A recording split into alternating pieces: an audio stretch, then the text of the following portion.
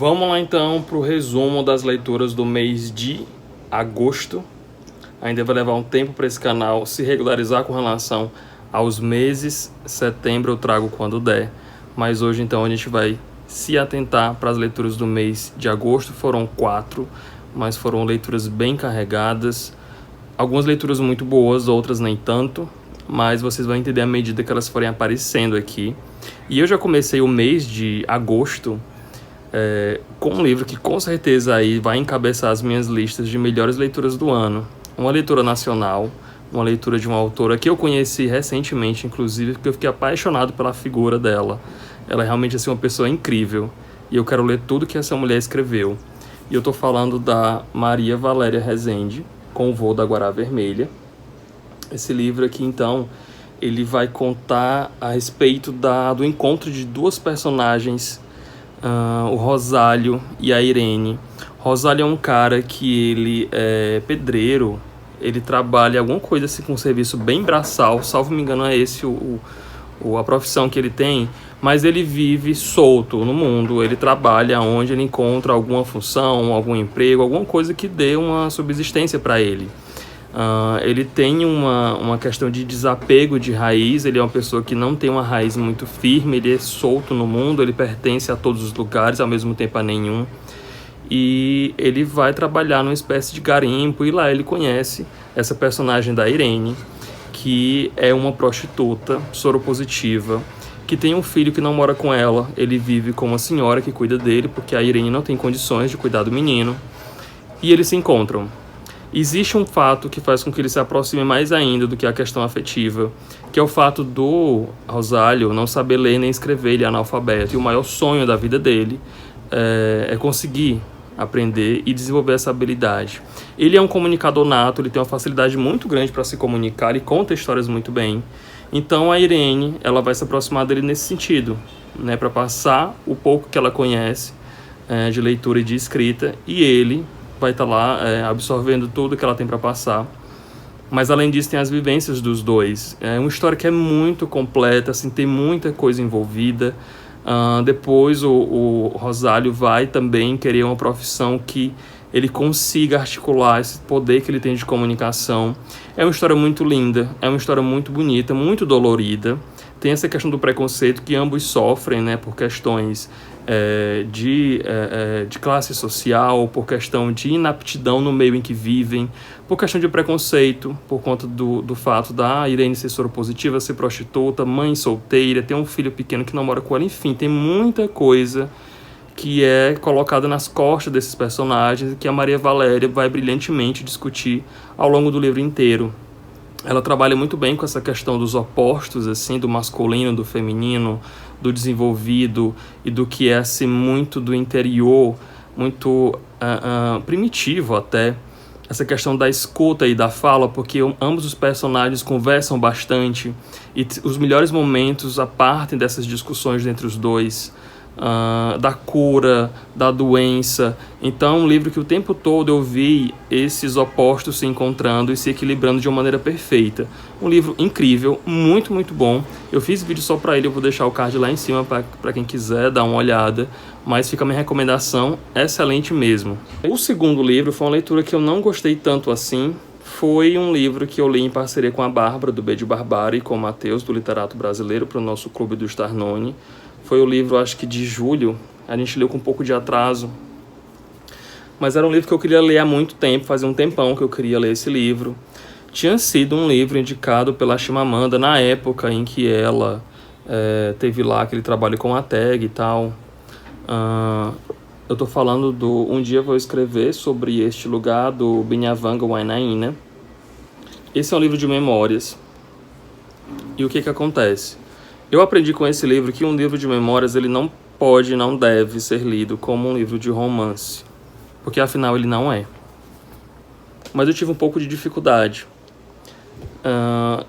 Por ser um livro de memórias, ele não tem um fio condutor, ele não tem uma história central que vai ser desenvolvida, muito embora se você for analisar e juntar cada fragmento desse livro, ele tem sim lá no cerne, na parte mais intrínseca dele, a gente consegue ver esse fio, né?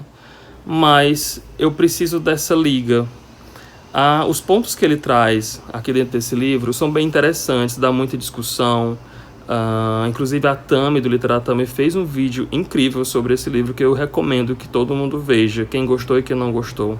E é muito bom você ter uma segunda opinião a respeito de cada obra, tanto de críticas quanto de elogios, né, a parte positiva e parte negativa. Se você puder fazer, ótimo.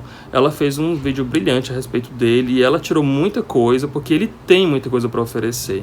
Mas, mesmo sendo um livro de muita fonte que mina conteúdo, ele me foi muito sacral, ele me foi uma leitura muito arrastada, muito monótona. Eu pensei em abandonar várias e várias vezes, mas eu reconheço que ele tem um potencial muito grande, que ele trata de coisas importantes, coisas muito relevantes, de política, de relações, de questão de... o Binyavanga, ele faleceu recentemente, né? Ele tinha também uma questão de sexualidade, ele era homossexual, negro, na África. Então, todos esses pontos, essas temáticas mais doloridas na sociedade, ele trata e ele traz aqui. Então, assim, reconheço o peso que essa obra tem, mas, para mim, nesse momento, ela não foi uma leitura muito prazerosa. Mas fica a recomendação, caso você queira, dá uma olhada no vídeo da Tami, porque é incrível realmente o que ela fez. O trabalho dela foi incrível. Então eu recomendo o vídeo da Tami, mas o livro mesmo fica a seu critério, a sua escolha. O terceiro livro que eu li nesse mês de agosto foi uma obra da Tag de Agosto. Carol Ben-Simon, Com Todos Nós Adorávamos Cowboys. Da Carol eu tenho também o Pó de Parede e o Clube dos Jardineiros de Fumaça, que foi inclusive o romance ganhador do Jabuti do ano passado. Adorei esse livro. Foi o meu primeiro contato com a autora, apesar de eu ter 2 outros livros dela aqui, eu não tinha lido nenhum, então esse foi o meu primeiro. Mas gostei muitíssimo. Aqui então a gente vai ter a história da Cora e da... não lembro agora o nome da outra menina, acho que é Júlia. O que acontece? Cora e Júlia se conheceram na adolescência e tiveram até um romance, né? Eram muito amigas antes de ter um romance. Mas quando esse romance aconteceu, elas mudaram, inclusive, de país. Cada um foi para um lugar, uma para o Canadá, outra para Paris, e seguiram sua vida, o seu rumo, mas nunca mais tiveram contato. E muitos anos depois, elas retomam, né, essa proximidade e voltam para o Brasil. Cada um por um motivo específico, não para única e exclusivamente se encontrarem. Elas voltam por motivos familiares, mas eis que elas resolvem dar continuidade, na verdade, iniciar um projeto que elas tinham desde a adolescência, que era pegar um carro e seguir por viagem nas estradas do Rio Grande do Sul. E elas fazem isso. E o interessante é que elas fazem essa viagem para lugares não tão conhecidos, para lugares não turísticos, por assim dizer. Elas vão viajar para cidades pequenas, cidades desinteressantes, cidades que não tem nada, absolutamente nada para se fazer.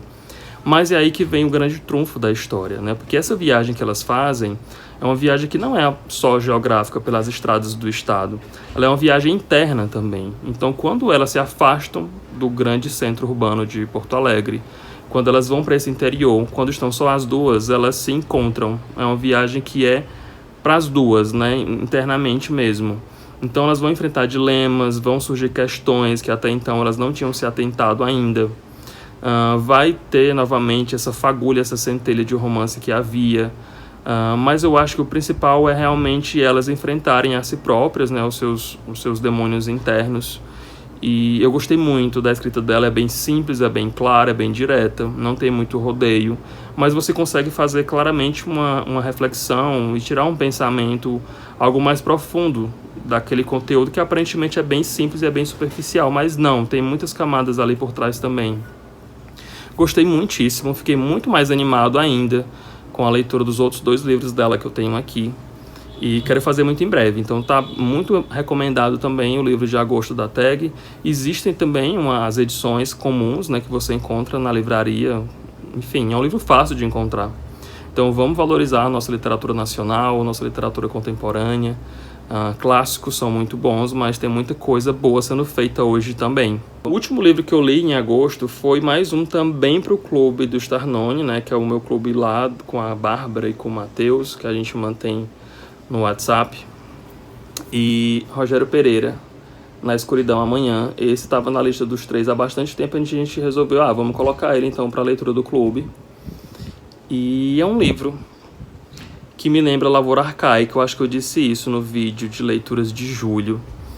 E porque trata de uma questão familiar, tem uma família como peça central e tem um fato muito grotesco, muito brutal, muito visceral, que acontece, que faz com que essa família se desfacele, cada um vai para o seu canto e tal. Mas ele é um livro que ele é uma montanha-russa, assim, ele começa com uma subida bem íngreme e ele atinge o seu ápice, mas depois ele vai em queda livre, assim, de mal a pior. Eu não sei o que eu achei desse livro até hoje, no final, não consigo definir minha experiência com ele. Eu acho que ele tem um argumento muito bom e um início muito bom, mas depois ele se atropela e, sei lá, eu acho que ele se perde muito no percurso. Mas então a gente tem essa família, ele que é vítima de um ato cometido pelo pai. Esse pai, ele é responsável por um momento muito impactante nessa família inteira e que faz com que ela tenha que se mudar, inclusive, de cidade. Então, é uma mudança que começa na própria estrutura física dessa família. Eles têm que sair de um lugar que eles sempre moraram para ir para outro, que eles não conhecem nada, nem ninguém. Porque o pai acredita que é necessário se mudar para que ninguém saiba o que ele fez, o que aconteceu. E é um acontecimento que o autor entrega logo no início. Então, eu acho que ele dá muito de mão beijada, algo que ele poderia ir mastigando e trabalhando à medida que a história vai avançando. E ele já começa isso de início, a gente já sabe o que aconteceu, a gente já sabe que fim levou aquilo todo, e ele leva aquilo até o final de uma maneira que eu acho que ficou um pouco mal trabalhada. Assim, eu acho que ele começa muito bem, mas ele finaliza de uma maneira que deixa a desejar, tendo em vista tudo que ele entregou no início, porque ele tem muita potência, ele tem muita força, então a gente imagina que aquilo vai continuar até o final, porque tem que haver um clímax. Só que esse clímax ele não chega, ele não tem, porque ele já entrega tudo lá no início. Tinha uma expectativa alta com relação a ele, porque eu já tinha visto vários comentários, várias resenhas a respeito dele, e eu sempre ficava muito intrigado com essa capa, eu achava muito interessante, como a sinopse que tem aqui na 4ª capa também. E tem logo no início tem um trecho de um livro do Peixoto que eu achei incrível. Eu até postei lá no Instagram quando eu li essa página. Eu acho que por isso eu criei uma expectativa alta logo que eu iniciei o livro. E quando ele começa, ele mesmo me deixou com expectativas altas, mas ele não me entregou o que eu esperava dele ao final. E foi esse o meu saldo de leituras de agosto. Eu considero bem positivo. Se você leu algum desses livros, me diz lá embaixo o que é que você achou, se você concorda, se você discorda. Me diz também o que é que você anda lendo. Penso em trazer logo em breve o vídeo de resumo de leituras do mês de setembro, para não ficar tão atrasado assim. Mas até lá vai ser dessa forma que vai acontecer. Então deixa algum outro comentário caso você queira, avalie o vídeo. Rede social também está lá embaixo no box da descrição. Eu tenho uma novidade que eu já comentei sobre isso lá no Instagram, mas eu não tinha falado aqui em vídeo. Eu coloquei lá embaixo o link da Amazon, que agora eu tenho um link de associado. Então, se você conseguir fazer qualquer compra por lá, você vai ajudar o canal sem pagar nada mais do que você já pagaria normalmente fazendo uma compra lá na Amazon. Então, se você puder, use o link que vai me ajudar bastante. E muito obrigado e até mais.